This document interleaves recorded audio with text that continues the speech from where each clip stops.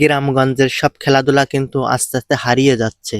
একটি খেলা কেবলই রয়েছে, সেটা হচ্ছে ক্যারাম বোর্ড। এই ক্যারাম বোর্ড খেলাটা রয়েছে কিন্তু বাজার কেন্দ্রিক, চায়ের দোকান বলে।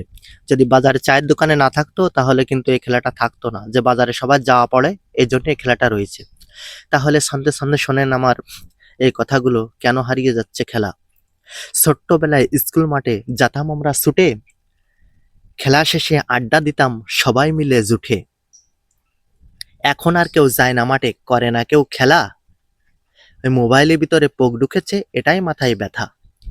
ছোটারা কয় মারো মারো, বড়রা কয় ফ্রি স্পিন, সারাদিনকের উপার্জনটা করে যে বিলীন। একটা খেলা কেবল আছে চায়ের দোকান বলে, যুগ যুগ ধরে থাকবে খেলাটা ক্যারাম বোর্ডটা বলে। সব খেলাতে ক্যাচাল আছে, এই খেলাতে নাই।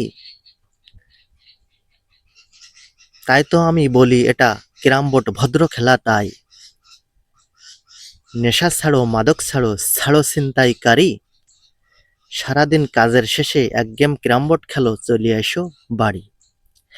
আমার এই ছন্দটা যদি আপনাদের ভালো লেগে থাকে তাহলে কমেন্ট এবং শেয়ারের ভিতরে জানিয়ে দেবেন, যাতে আগামীতে আরো ভালো কিছু উপহার দিতে পারি আপনাদের মাঝে।